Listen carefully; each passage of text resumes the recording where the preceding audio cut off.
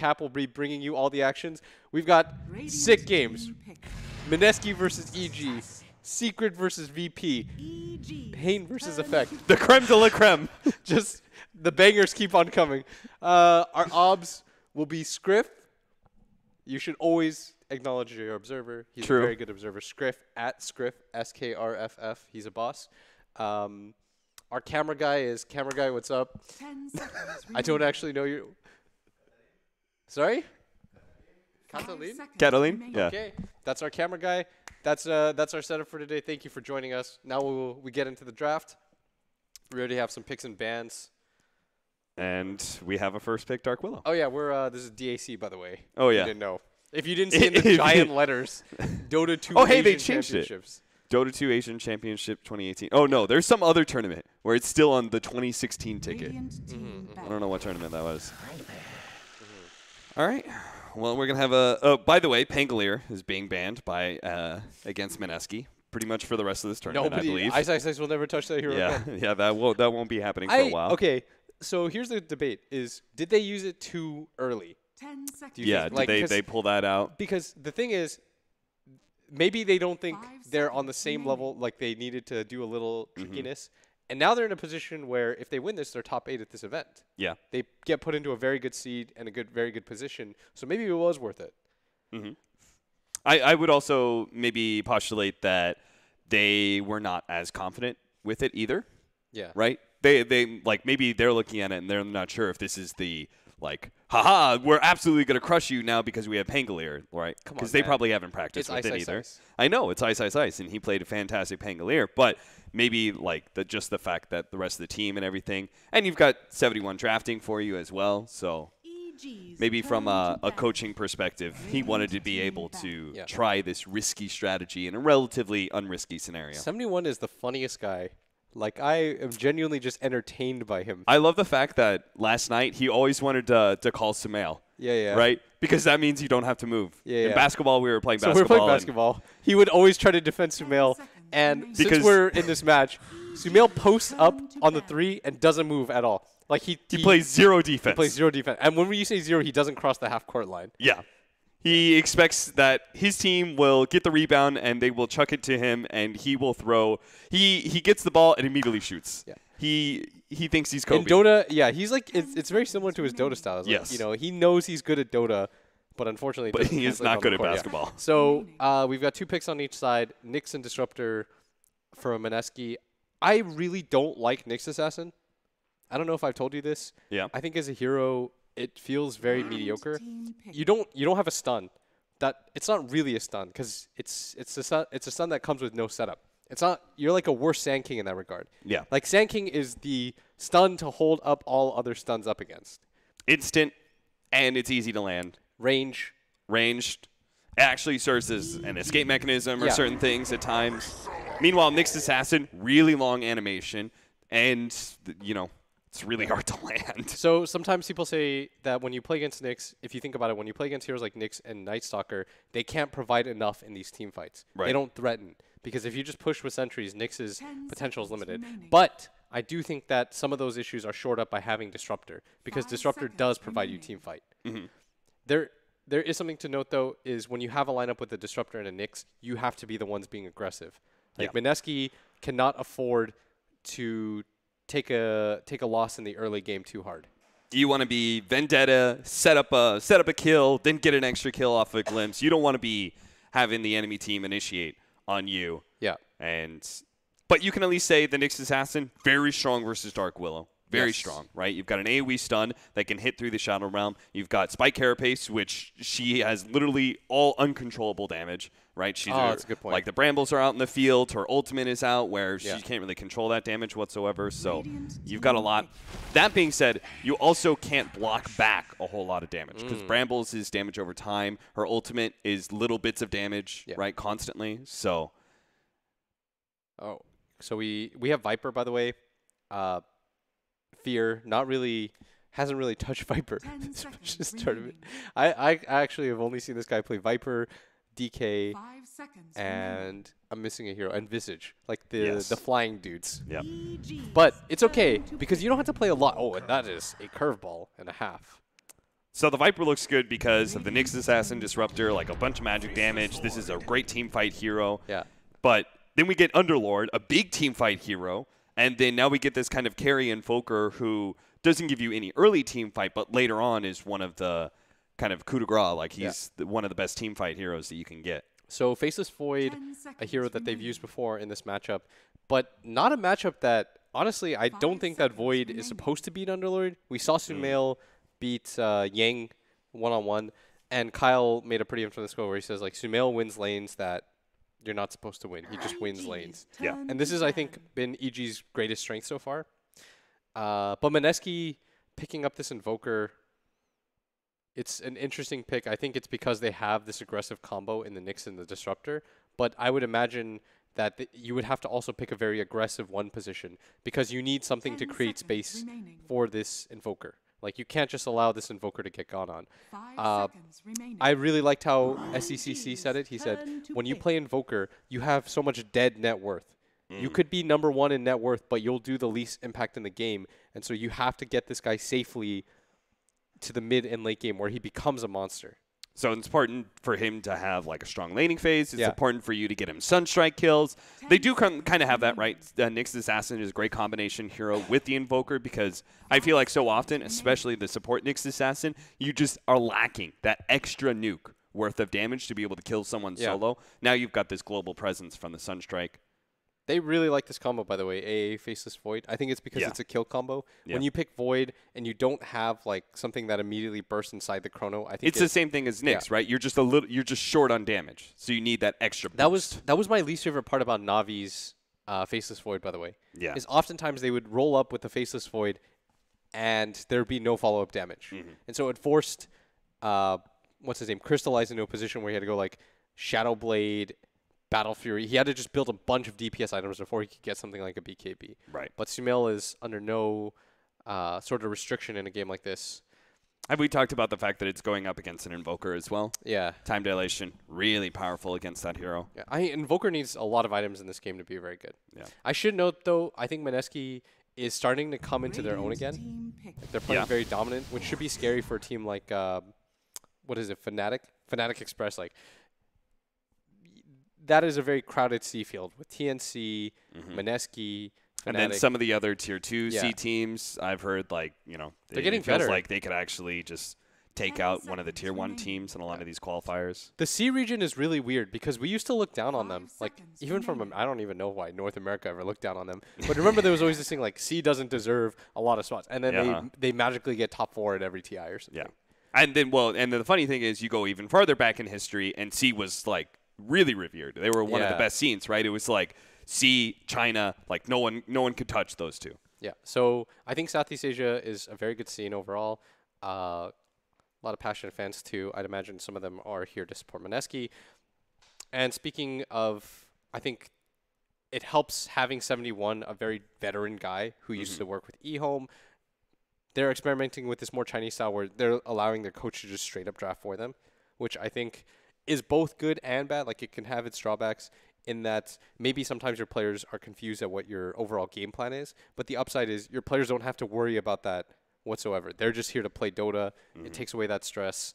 So it remains to be seen, like, which way is better. You know, the Bulba style where you're kind of advising versus being there and taking control of the entire process. Last pickup, we need some sort of carry that's good against Morphling and Void. That is going to be team fighting somewhat. There's no Phantom Lancer against the Morphling. Wonder if he AMs. AM's pretty bad hero, but we've seen it before. Earlier. Yeah. Maybe they think it's back or something. Yeah. And what are your other options? PL's banned. If AM wasn't such a hero, I would have said anti-mage. The OD. Yeah, that makes sense. OD versus Morphling. Cool hero. I knew there's always like one extra hero that's really good versus the Morphling. Yesterday it lost though, right? Yes, it did. And I do feel like that matchup past 35 minutes is like more favorable to the Morphling, even though the 1v1 is bad for Morph. the team fight aspect of it. The fact that Morphling is always able to just blow up a hero a lot faster than the OD can and just be able to get to the back line, like make it 4 versus 5. One time I played against Raw Dota, and he had this idea that because he was so underfarmed, I had an OD on my team, and he was Morph. He's like, I'm just going to build all OD items and become like a pseudo. Become the OD? Yeah. How'd that go? Horribly. I think we won in like 22 minutes or something. But it was interesting, at least, like the thought of it. I also think that this matchup used to be a lot worse for Morphling. Nowadays, because of the fact that your shift doesn't require any mana, really helps you out against all of these mana drainers. AM, Phantom Lancer, all those heroes are a lot less effective against the Morphling than they used to be. Yeah. He doesn't really have great things to turn into. It's actually mostly just the supports. Turn into a Nyx, Spike Carapace stun, turn into the Disruptor to get a glimpse kill.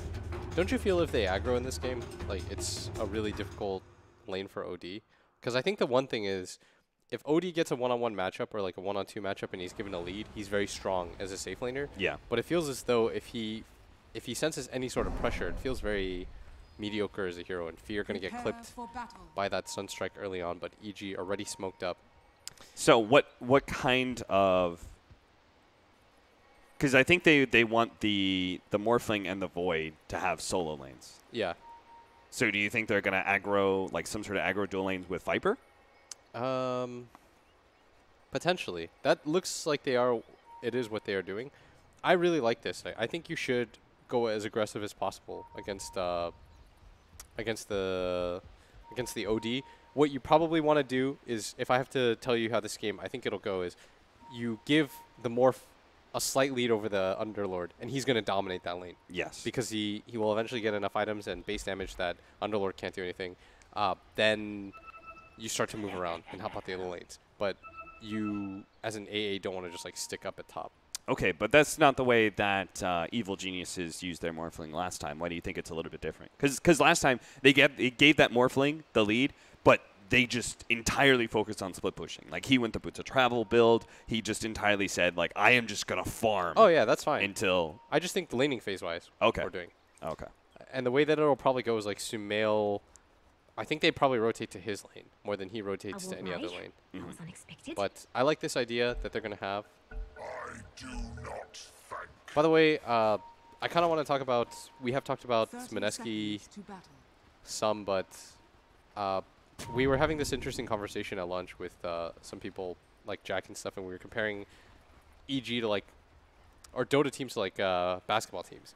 And we have this theory, me and Jack, that you can only have 2 superstars on any like 5-man roster because the egos become a little bit too much. So in this one, of course, like if you point to it, it'd be Sumail and Arteezy. And Fear is this guy that he'll never look flashy, but he'll do all the dirty work for you.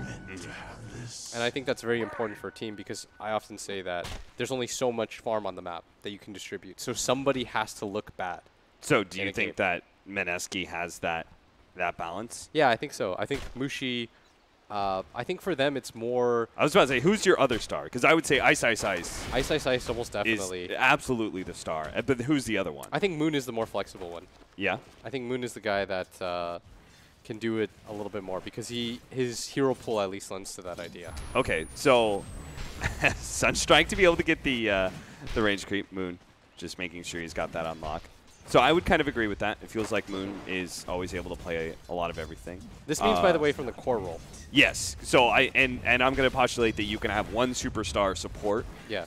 But then again, you need one dependable guy. Yeah. You need a Yapstor or like a GH in this kind of field to like compete. Yeah. So and then in return, you need that sort of solid 5-position Kuro puppy. Yeah. All the top teams have this like killer 4-position. And in this game, crits and Jabs. Jabs has been one of the more impressive ones here, as Arteezy might even go down here. Yeah, that is way too much damage for him to handle. Oh, that was fierce.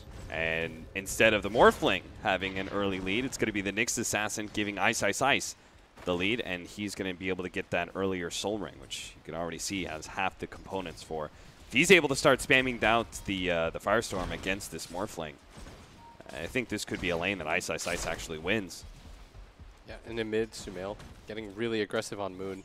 A guy who doesn't really practice the mid lane anymore, but still going to be playing the mid lane here as well as later on today in the 1v1. Yeah. Although right now, doing okay in CS, even up with the Invoker. The Invoker has the net worth lead because of the bounty runes.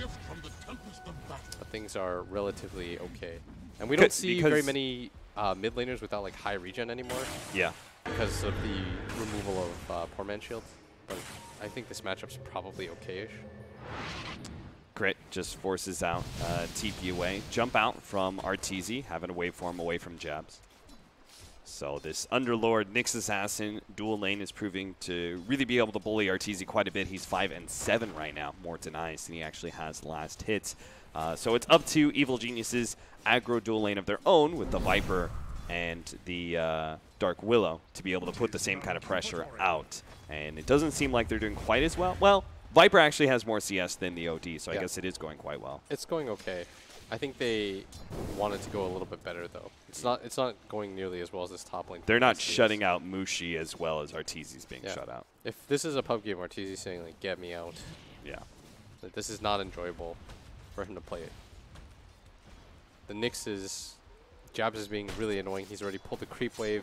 Like, if you would enable this pull, it actually messes with the safe lane so much on the side of EG. So Mineski's doing a very good job so far of doing all the little things correctly. Plus, by keeping this lane configuration, they're making it so that the Invoker, a hero that's very easy to gank, is being untouched and left in a pretty decent one-on-one. Yeah. Oftentimes, like, the reason why Invoker sucks is because you'll pick a hero like Bounty Hunter or Earth Spirit and just roam on him and he'll die. Yeah. But in this game, that does not exist. TPN from Jabs. Now, he does get hit by the Brambles, but may still be able to catch a crit here with the glimpse back. They are going to be able to land that stun immediately. Gets off the Shadow Realm, goes for the TP out, and is going to be able to make it home. He's safe. Wow. So hard to kill that hero. That is, I mean, it lasts for 5 seconds. Once you commit the stun, there's nothing you can do about that. A lot of single target on the side of Mineski, I just realized. Yeah, and they do now know that the Underlord is going to be alone by himself top lane, but he's level 4. They are going to try and put pressure on him. G just immediately TPs out. Dire's top tower is under attack. No chance to get a kill. Can they kill Sumail? Leading in with the stun, they're going to get a lot of damage out on him. Sumail does not have the time walk. He's dead. It's in fact the Invoker that's going to pick up a free kill, and this is a hero that you don't want to just enable their laning phase. And we talked about this. Mineski needs a very good laning phase with the type of heroes that they have. And they've got greedy heroes, but it is working because EG is also sort of a greedy team themselves. Yeah. They don't have a kill hero mid, as Sumail is going to jump forward, try to break that clarity, is successful. Cold Snap going to tank some hits. Do you think that was like a conscious strategy? Oh, it's the bash. No time dilation to slow down Moon though, so it's hard to get a solo kill here. He'd have to be 6. Yeah. I think in the next, the second wave, he'll be able to get it, and maybe he makes an aggressive move onto this Invoker. So you probably want like Jabs or somebody start hanging out around that mid lane. Yeah, I think you can get another kill. Moon does have a mango, which I want to talk about a little bit. People have been going it a lot recently. Yeah. The double mango, do you notice that? Yes. And I think it's because people are starting to realize like clarity is a slower item. That's what the OpenAI sort of taught us too. But having a bunch of mangoes throws off a lot of your thoughts. Radiant are scanning. It's like a wand plus. It's nice. Just because 8 mana regen is almost always favored over HP. And inherent regen as well is quite nice. It's so much harder to get mana in this game. But Sumail's about to hit 6, and maybe he starts right-clicking soon. Moon is just dominating this matchup now. He is getting every CS. Both the combination of the high exort levels giving him the extra right-click damage he needs, as well as the Forge Spirit being an extra boost for him. And the solo kill doesn't hurt either. He's up to 36 CS though. Misery is here. Doesn't have Cold Feet, and Jabs is going to appear too. But the bigger target is Moon. And that's why Jabs is here to protect this, because he knows that somebody might rotate in for Sumail. He's going to abuse the fact that he knows there's a regen rune in the bottom lane. Checking out Ice Ice Ice at top. He has that Soul Ring. He wants to pull the lane. Raindrop. is currently trying to push the wave out into the tower. Yeah, he's trying to push the wave out into the tower. Then by the second wave, you drag the wave back, and your AA can come participate. But Jabs is going to sense this. Gonna find Misery. He's pinging right now. He wants a Sunstrike, but Still go for the Chronosphere, but there's not a whole lot of damage to follow this one up. They do have the Dark Willow coming in. Moon actually is going to be in big time trouble and just gets blown up. Now Sumail and Misery both low, but Jabs can't do enough to be able to threaten them. That was a lot more than I expected. yeah, that Chilling Touch hit, Yeah. the Shadow Realm hit, that was fast. And they're gonna go for. Oh, and he went the extra level in the Brambles as well. That would explain it. Which is a little bit odd because I see pretty much almost all the time it's Shadow Realm for yeah. The cooldown. because it's 80 damage increase at every level. Oh, look at RTZ. Turning into an Underlord. All right. That's a good way to take some farm. If you can't beat him. Radiant's top tower is under attack. How long do you think he stays like Oh, this? Mushi. Mushi? bottom. He's gonna die still for going to die, though. They may have killed Fear, but they may lose 2 for it. Misery's trying to slow down Ninja Boogie as much as possible. The Urn is helping, but Ninja Boogie will get away with CP. What in the world? Misery already has an Urn. If they Spirit Vessel is going to be really value in this game, by the way. Yeah. Oh, here comes the Sunstrike. Not quite enough damage. Arteezy starts morphing into strength. He's trying to bait this. Yeah. Set up a kill, and he might And just he's grab going it. to go for it. Jab's going to die. And he's got the Shrine to go to. Very nice play. Start morphing into agility, and he will get full HP and full mana out of this. And this is what EG I think does best is they don't really set up kills. They let people come into them and get over aggressive. This is why oftentimes if you're an EG fan, you'll sweat things and you'll see that the kill score sometimes isn't in their favor, but they're still doing fine in gold. But this is why Mineski kind of match their greediness. Yes, right? exactly. With both an OD and an Invoker on their team, they don't feel that pressure to make these kills happen. I think that's why they struggle with teams like Liquid, because Liquid also does a similar style, but they're just a little bit cleaner. Yeah. And teams like VP just punish it. It's either one or the other. You either outgreed them or you punish them by playing faster. And Mineski this game has kind of gone for like a hybrid. They do have 2 very aggressive supports Yeah. backed by 2 very passive cores. The Invoker, though, of course, like the Sunstrike, you just want to become a Sunstrike bot and hit neutral creeps. And I kind of like that term. I hadn't heard of it before, but I don't watch a whole lot of MMA. Counterpuncher Yeah. feels kind of like That's it's a kind of the boxing style, Middle right? tower is under attack. In that you just let the Yeah. enemy come into you. I used to say passive aggressive before I learned that term. It kind of works, you know? Yeah. You just like shout insults, but not really. Radiant's bottom tower is under attack. Arteezy has definitely done pretty well against this Underlord, but Ice has gotten a ton of farm as well, and he's going to be able to get a pretty early pipe. Yeah, he's Or no. going for Helmet the on. helmet. Yeah. Yeah. You think he Everyone gets, going. do you think pipe is the sustain item that he gets? It is, right? Like a Morphling and a Viper later on to the game? Yeah, in the AA. Probably There don't want to actually care. is so much magic damage from EG. I think Pipe Crimson Guard is very valued this game. A combination of that would be sick. But if you notice in mid, Misery is already level 6. It's very Yeah. fast level 6. He wants to try to speed up his game a little bit. Sumail already has a Helm of Dom. They're going to try to go for the Chrono into the A Ice Blast. I'd imagine at bottom. That is indeed what is happening. Misery should start backing out soon so that they don't give away this gank attempt too hard, or maybe they don't even need him. Well, Mushi seems to be pretty wise to it. Yeah, he's privy to this. They do have a nice ward that is revealing Sumail right now. Yeah. And I think once Oh. Mushi hides there... Oh, Mushi actually heading up to the top lane, but they couldn't kill Arteezy, and because of the fact he's an Underlord, he'll actually clear the stop a wave. lot of this push. this is... I guess this is how you do it. As long as he doesn't get hit by a stun here, and he Radiant's will bottom take the tower safer is route. under attack. Immediately going to wait for him out. Radiant structures are Has no fortified. HP. Got to be careful here. Does have 4 levels of the Morph, though. Yeah, is someone going to give him a Tango, or? He's got good passive regen Yeah. with the Purse and the Magic Wand. As Ice going to TP bottom to try to stop this. He couldn't make the commitment for the tower, so somebody's got to defend bottom. Ice will be your man. Mineski currently up by a little bit of golds.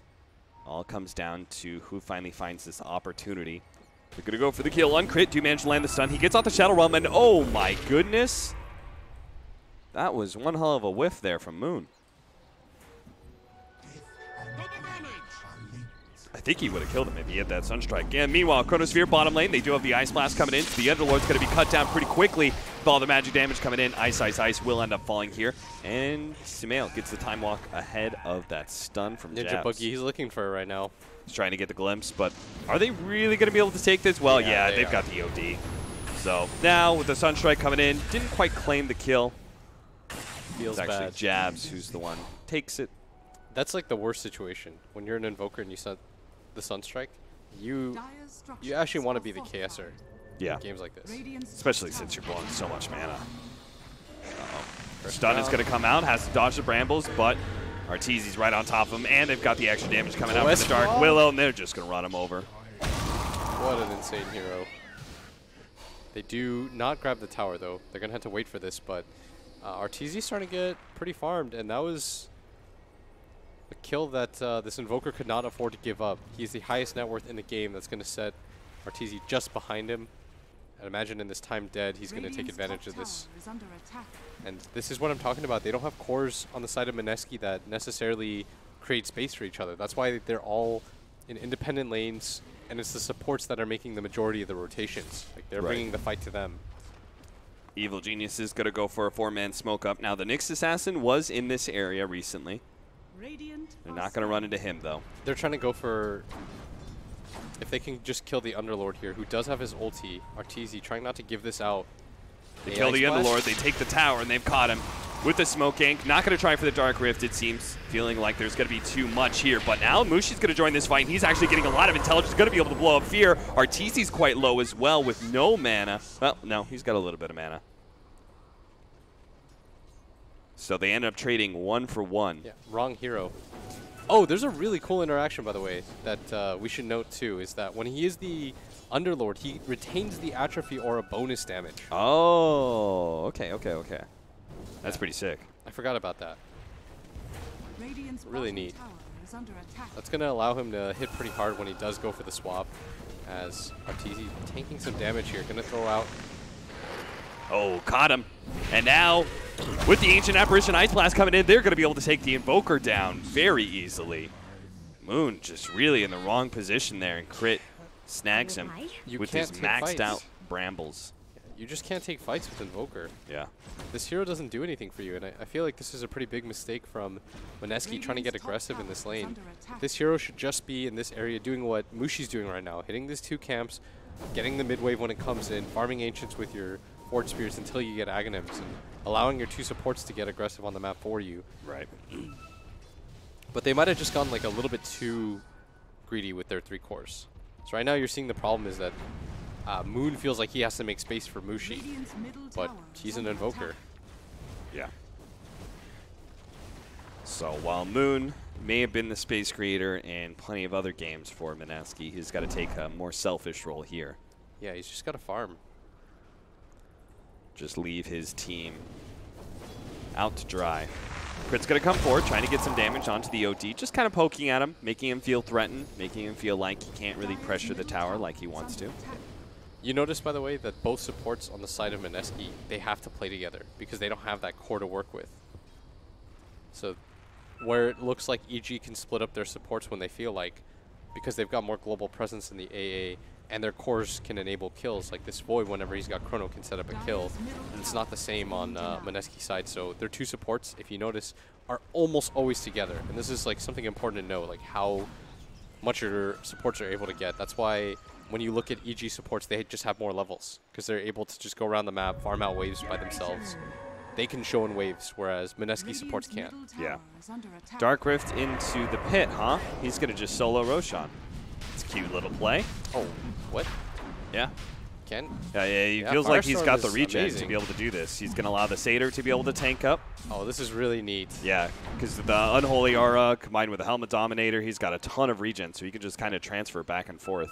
Yeah, the Firestorm's percentage base damage is doing work here. This is one of the cooler Roche things that I've seen. They're going to speed things up. Moon feeling comfortable going into the pick here. Doesn't think he's going to reveal anything, and he's absolutely right. A 17-minute Roche for Mineski. That's cool. There's what are you supposed to do about that? Yeah. Nobody knew that. I feel like I've only seen that in pubs. Yeah. The Underlord soloing Roshan. Oh. Boon is going to be caught by the Dark Willow. It's going to be a lot of AoE damage, but he'll still stay quite healthy, and he has an Aegis anyway. Yeah, so no detection. they're going to try and save this tower. Not going to be there in time, and immediately Hanamitis onto the Helmet Dominator creep. Now they're going to be pulled back by the Disruptor. Arteezy's going to be caught. Sunstrike's going to do a lot of damage, but not quite enough. He will manage to get the waveform out. Had the morph going the entire time. Was not concerned about that. He's going to go to as low as HP as possible and pop his wand. That is indeed what he does. And now he's at 50% HP. And going up pretty quickly, too, with all this regen. He did go for the Boots of Travel build again. Oh, Jabs is trying to set up for this. They might even get the kill here. Oh, but he's going to turn into an Underlord. Sunstrike is going to come in, and nice pickup. All this percentage-based damage coming out from the Underlord combined with the pure damage of the Sunstrike is a very potent duo. This is what you need to do if you're Moon. Just hit neutrals, farm Ancients. Ice. Going to be caught here. Oh, no. Sumail is actually going to be glimpsed out of his Chronosphere, so they're going to have a hard time, except for the extra support should be enough to be able to bring Ice down. They didn't have Dark Rift anyway, so couldn't really get out of there alive. Was there any doubt? Willow is very farmed right now. She's got a Veil of Discord completed. Yeah, she's big. She's level 10, so all of her DPS spells, for the most part, are in a really good position. And he's still not going for the maxed out Shadow Realm. Now he's going to go for the Cursed Crown. Yeah. Very interesting. Mostly because I think when people looked at Shadow Realm, they felt like both the damage and cooldown of leveling it, because it's 6 seconds. You compare that to Bramble, which is only 5 seconds less cooldown every single level. And then on top of that, it's more damage. Oh, but another kill. Arteezy's down. Oh. This support combo. Again, just note, they move together. They're off the map. They're playing very fast. Let's see what kind of They're setting up for Moon, who is now like, okay, Yeah, like, I he's should not back in this. participate. I'm just going to throw Sunstrikes out and hit neutrals. This is what this hero does. 7-8. Evil Geniuses may have a slight lead, but it does feel like Mineski are coming up in a big way. You could see that lead that Evil Geniuses has had is dwindling quite a bit. The combination of disables here is going to be hard to beat. The maxed out Brambles combined with maxed out Crown, that's like 5 seconds to disable or something. So they're going to get pretty easy pick off on Ninja Boogie and immediately pressure the tier 1 tower. So while Evil Geniuses may have been dealt a blow by Mineski, losing their Arteezy hero and then losing their top tower, Evil Geniuses do strike back. Ice Blast laid out, I think towards bottom. Oh, they also read with that kill that there was a ward there, so that feels like that was actually like not really worth it all that much. They lost the mid tower though. Yeah. I think it's fine. If you get the mid tower, I think that play is genuinely just okay. I just always hate losing a ward that you place right away for a support kill. But you got the objective and you got a kill, right? Yeah.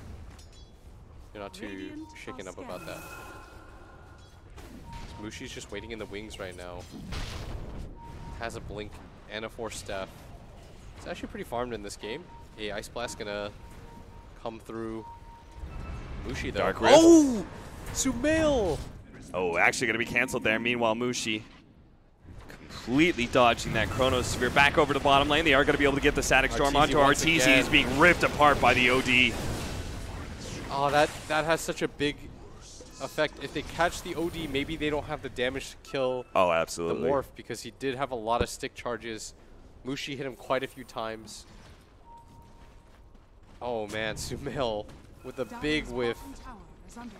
Ice Blast. Trying to use it to defend right now, but still going to be caught. Good use of jabs. Yeah, and making sure to catch him on the way out with the Ancient Apparition Ice Blast, getting clipped by Spike Carapace. Yeah, and that one flub has such a ripple effect. That's the crazy part about Dota. You mess up once like that, and credit to Mushi too for being very fast. Stuff like this happens. A tier 1 and a tier 2. You lose 2 heroes on top of that, and you don't have control. That means we're going to have a lot of other items for the next team fight. Oh, nice. Alacrity on the Siege Wagon. It's going to get it down to about half HP, if not more. Wow. Curse Crown. Using it on the Siege Creep just to stop it from hitting the tower, preventing it from killing the tier 3. Did you think it was going to do that much? I did not. That tower's got 200 health. It's 22 minutes in. Now the Invoker has an Aghanims and Booster Travel. You're sort of a hero now. The Battle of the Cardies. Yeah. I actually, that is one thing. I was happy with the Siege Wagon buff. I thought Siege Creeps were too useless before. But boy, they it just means they are oftentimes really overpowered when it comes to these Helmet Dominator or Alacrity or all these other scenarios. You notice everyone in Helmet Dominator, once that Siege Creep rolls her out. They're trying to set up on our TZ. TZ he's in the trees. He's so close to his Lincolns. He's been close to his Lincolns, but Jabs has just been on him at all times. He's got to find a safer place to farm. And Ninja Boogie's coming over too. It needs to be the support duo. The support duo is enabling all of this right now. If you're giving credit to anybody on the side of Mineski, it's the support duo. 9-9, but a 4,000 gold lead for Mineski. They're staying nice and spread apart still while being able to get kills. Yeah. And Jab's taking advantage of his 60 GPM, has the Midas. Misery, of course, opted to go for the 10% spell amp instead. What is Ice doing with all his gold? He's got 3k gold. He definitely has enough to buy the pipe. Maybe thinking about Crazy Radiance.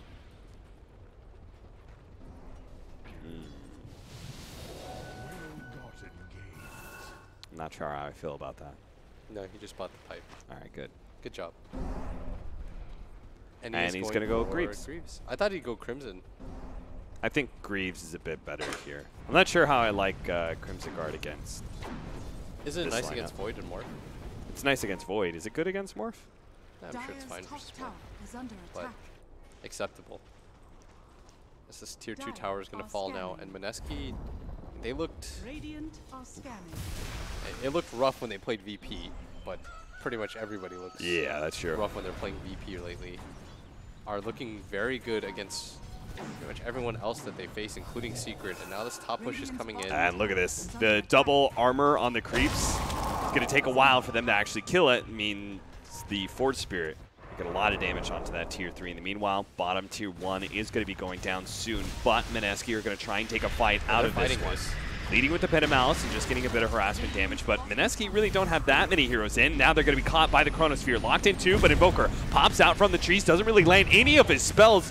He's going to be doing nothing apparently in this team fight. Nice stun, and now here comes Wuji with the ultimate. They're going to be able to take out Crit, but still, Arteezy's looking fine enough as a disguised Morphling. That stun though from Jabs. That was huge. Kill. Yeah, he actually hit every single target, and Moon now. Can we, like, what the hell was that play from Moon? Do we have a replay function? No, I don't think we do. Like, that was... Scriff is saying we don't got a replay function. Like, I'm not crazy, right? He just, like, straight up threw his Meteor and Sunstrike on absolutely nothing. I thought maybe, like, I had to do a double take and make sure there wasn't a hero that died there somehow, and I just missed it. Moon's having a rough game. Yeah. You think, like, Moon Meander watches this and he's like, dude, you're giving us a bad name. The Moon Bros. The Moon Bros. And then Moo's just in there. That's our Western version of ice. And ice. Moo, Moon, and Moon Meander. Yeah. All right, so now they're pushing out top. This Morphling is getting pretty close to the E-Blade, which is going to be the next major pickup for him. But it does take some time. You need a build-up for it. And meanwhile, Mushi is going to go for a Hex to try to counter out this Morph. Jab's doing a great job with this Blink Dagger. He escaped that sort of engagement in bottom lane. There was kind of like 4 heroes. He managed to get out of there. Just now, he runs into a sentry, blinks out before anything can be done to him. He's just getting a lot of information and setting up kills. Feels like this Nyx Assassin is having one of the most successful games we've seen here at DAC. Yeah, I'm surprised. I said I wasn't a big fan of the hero, but he's been beast. Oh, they're going to be able to catch him with a Pit of Malice follow-up stun, but Ghost Scepter, and they think better of going for this engagement anymore. Now the counter Pit of Malice is going to be able to catch the Ninja Boogie Disruptor, turns back into the Morphling now as he starts getting a little bit low. EMP is going to be able to catch Sumail, so he actually runs out of mana. He does have 17 Magic Wand Sticks, which he uses immediately just to make sure he has some mana to work with. Yules, by the way, is the pickup for the Underlord. Just that extra bit of survivability so you can do the Dark Rift. Yeah, plus the double pit. Yeah. This game is a little bit weird now for EG because I think they anticipated being a lot stronger in this mid game. They, especially with the Viper and Void, they thought they were just going to set up for kills on stop, but it's in fact this Disruptor and this Nyx Assassin who are the real kill squad. So let's say 23 minutes from now, 50 minutes in, we have totally even net worth. Do you give an edge to one side or the other here? Because they both have two pretty greedy late game cores. I think that most likely the AA ult is probably the AA Void ult combo is still like the strongest. It's still like the biggest team fight impact of the game. But I don't think it's that far. Yeah. Like this Invoker can just go off.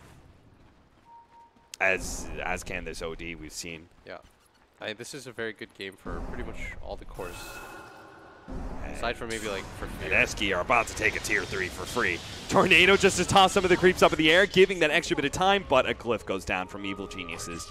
They do not want to be losing their shrine here. Yeah. Moon's going to try and throw some more Forge Spirits out, but... It feels like a while ago, by the way, that I was saying that Crit has this early Veil. Remember at that top fight? Yeah. That was, what, like 12 minutes ago? Do you think he's buying all the wards now so that Misery can get a finish up this 4-staff? But it just goes to show, like, the item progression is definitely slowed down quite a bit for pretty much everybody on the side of EG. Yeah. Fear only has the Ags, identical to Sumail, who had such a fast Ags himself. 5-man smoke up. They're going to run into some heroes here. They're actually going into the pit. Jab's going to be hit by the Brambles. Now he's going to be able to turn around, get the stun, manage to hit the stun, but Arteezy actually comes in after it, and now they're going to be able to get the Chronosphere into the back line on two of these heroes with the Ice Blast following up. Arteezy dropped a little bit low. He's an OD now, imprisons himself to try and protect. Meanwhile, Sumail barely time walks off that damage. Back over to Arteezy, who's now stuck inside the pit, is going to be caught by all this damage from the OD. They're trying to lay as much into him as possible. Mushi comes back in to take on Fear. Mushi backed out for a moment and then pounced as he saw the extra kill to be able to grab, and they're going to be able to take all 4 heroes of Evil Geniuses. It's only Sumail who got away with just a sliver of HP. The only one who's going to survive through that engagement. That was unbelievable spellcasting from every single person on the side of Mineski, by the way.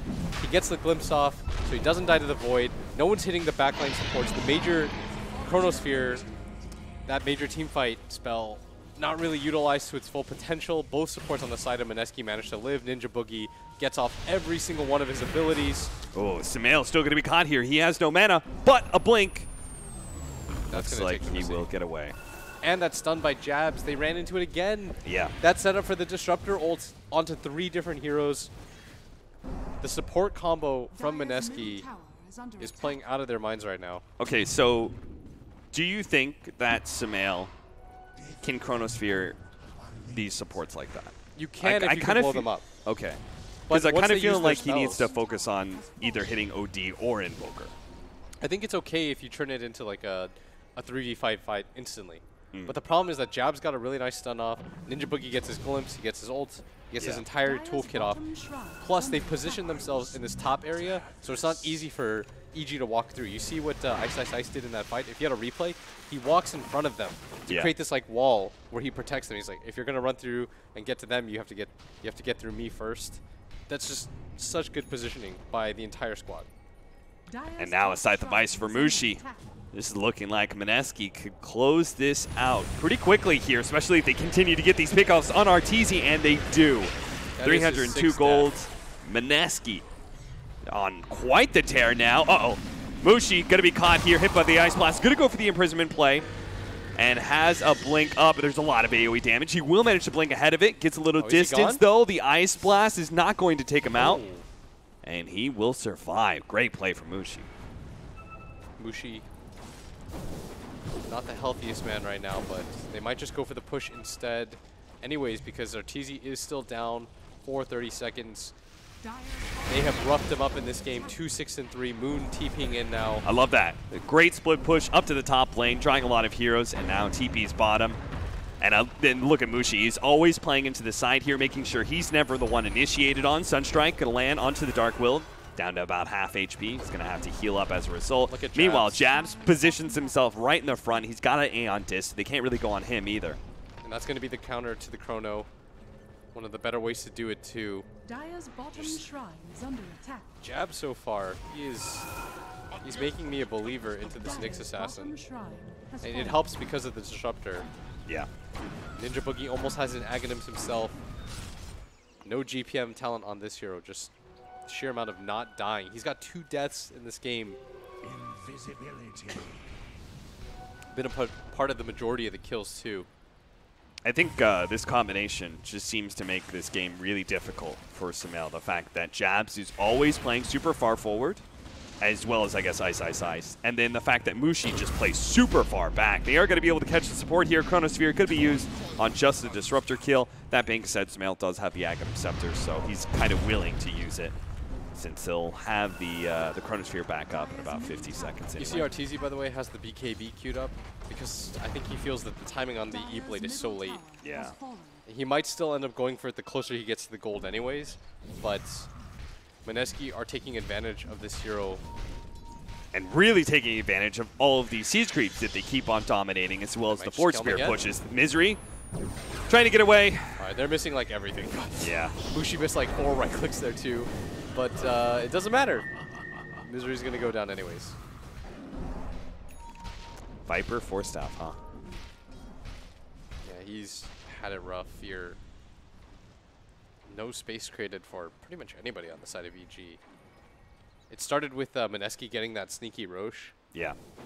And they were so clean about finding Arteezy over and over again. They didn't just let this Morph play the split push game. Their 2 supports never showed on the map. They were very active. They sacrificed levels early on so that they could set up. I love this gem pickup for Mineski. It's very clear they have a gigantic lead. In fact, there's 20,000 gold lead right now. But they've got very clear control of the map. They feel pretty good about their team fights right now. If they just take away the vision from Evil Geniuses, if they don't have good vision of where this OD or Invoker is, they're not going to be able to get those kind of jump-in Chronospheres that wins team fights. Yeah. Now this Invoker has an entire Octarine core, by the way, completed. Oof. And although Moon has missed some spells, the rest of his team is making up for some of this, putting themselves in a position to hit this tower at least a little bit more. He also made that adaptation, right, where he just started playing a lot greedier. Yeah, I like that. To farm. He was going for that initial push, he just dies, and I think he snapped out of it and said, can't do that. It's like, I forgot, I'm an Invoker, not a Mirana, not a... The coolest part, though, by the way, about that Roshan decision was that it made it so that the part of the game where EG should have been the strongest, it slowed them up because they were more reluctant to take fights. The gold lead wasn't there. Yeah. Mineski picked that up for free. It means that the Invoker gets to just farm. Yeah, they can't go for like a Chronosphere gank on this Invoker. Yeah, exactly. So I think that was such a smart decision. At bottom, Fear. They're going to go for this push. Fear is going to get blown up. Mineski are not going to push their luck too much, but they've got this nice 2-1-2 setup where they are pressuring all the lanes at once and getting more and more chip damage. And now this OD is so stat heavy. He's got 2,700 health, a ton of armor to go along with that. Has a bunch of kill items. The Shiva's coming in. He'll be even tankier. Yeah. Ninja Boogie's got that Ags, which is going to be so good against the Morph. Does finish the BKB finally, but I don't even know if that enables him to fight due to this Aghanim Scepter Disruptor. It just seems near impossible for Evil Geniuses to be able to win these engagements now. Yeah. It's just purely the fact that the Invoker and OD are so big and so tanky now that I'm not even sure if the right kind of Chronosphere Ice Blast will secure the team fight for EG. They're up by 23K right now, probably just waiting until the next Roshan for another high ground push. This is a very important game, by the way, for people that haven't been following. VP have secured themselves the top 2 no matter what, but whoever wins this would be the other team that would join them with only 1 potential loss. And so they would be I think somebody told me earlier it was like top 8 guaranteed. Yeah. It's a pretty big advantage though. Yeah, if you get top 2 in your group, you are top 8. So you get some points and a bottom Automatically again. TBC points, and they can't afford. Oh, the Force Staff actually gets him out of the Static Storm. Now the BKB is going to be activated. Arteezy looks to be able to grab whatever kill he can out of this situation. Being forced to use his BKB like that never feels great. Misery though was so fast. Yeah. With that Force Staff. Definitely saved his life there. Would have been a kill otherwise. This Crit just trying to clear up the creeps. Oh, Shiva's Scythe of Ice. Stun Nice again. stun follow-up, and Arteezy's dead. He's dead for Jabs. 70 seconds, too, so Evil Geniuses, they are probably going to be losing another lane of racks here. They just went Oh, for the nice. boost. Drop the bomb onto Misery, trying to dodge some of that damage. Tornado's not going to land that is- either. Sunstrike, that doesn't land either. I feel like I'm saying that a lot about Moon. It's okay. Rough guy. Ice Blast, they're going to go for a kill on Ice, but he does have Boots of Travel support coming in. Yule Scepter's going to be able to buy him some time. pipe. Time dilation. Samael needs to try and get out of this one, but he's Nice locked out for pit. too long. It's the Cold Snap plus the Pit of Malice, but he jumps forward now. Continuing to go for the kill. Nice, paralyzed, but the Face of Void is going to be blown up by the Nyx Assassin. Now Misery having to deal with the OD, and in turn, Moon is going to be able to take on Crit pretty easily. That's going to be all 5 dead from Evil Geniuses, and that should be the end of the game right here, as they only have 2 buybacks to be able to push out. And they've already lost 1 lane of racks. That was... it looked like Moon just auto-attacked, but the rest of his team was so on point. Jabs, it feels like he did not miss a single stun. Every single one of those felt impactful. I know we don't have the production ourselves to do so, but this guy was my definite MVP. 2-1 and 15, the support duo from Mineski. They Crazy were straight good. up killers. Yeah, absolutely. I think that this Mineski, I mean, the fact that they were able to look so dominant against Evil Geniuses and they still were not playing at their absolute peak, looked like Moon, we obviously highlighted it a couple times. A little bit of a rough game, but the fact that they were able to just dominate EG like that without him landing some of those spells, Oh, that was really, really high hopes for Mineski here. I think the coolest thing they did is they never let this Morphling get online. Yeah. Like, a lot of times he'll gank once or twice, but they were on top of him at all times. They're like, what they did is they said, "Fear beat us. Let this face this way." Yeah, let's see this Viper take on the OD late game. Let's do it. Let's have this game. We'll let the Viper go completely untouched. We know that the real centerpiece of your strategy is Arteezy. We're gonna skip this in Viper entirely. We're gonna ignore the Void. You can have the best games possible. If we can slow down the Morph, we're going to win this game. And they outplay the Void as well, right? With Mushi just always playing super deep in the back line. I don't think he got hit by a Chronosphere once in this entire game. He did that one time. Well, maybe not. Did they just find him normally? Remember when he blinked out? Oh, yeah, and he blinked away from that one? Yeah. But he didn't get hit by the Chronosphere. That time at top had the most disastrous set of effects. Like, if there's a moment in Dota that you can, like, point to and say, like, that led to everything else. It was that one maneuver at top when Sumail goes to the Chronosphere, he misses. Yeah. They lose Arteezy at bottom. They lose a tier 2. They lose their AA. Their tower at bottom gets down to 54 HP. That was the most disastrous 3 minutes of Dota I've seen for EG in quite some time. And as a result, well, Mineski, I think both these teams have been kind of in that like tier 1.5 area where they're not quite tier 1 with the rest of the big dogs, but they're definitely ahead of many of the other teams. And Mineski just definitely solidified themselves a little bit higher here in this best of 1, and they're now top 8 at DAC. Good times for Mineski. We are going to be back. What's our next game? You said it's Secret versus whatever. You will show up on stream. Is it Secret VP? Is it the Pain Effect game? IG versus VGJ Thunder. Okay. And then we're going to have the fun one, which is Pain Gaming versus Effect. Don't sleep on that one. Yeah, don't sleep on that one. Please join us for that one. Absolutely. It's going to be a fun cast. I can promise you that. We'll be back after a short break.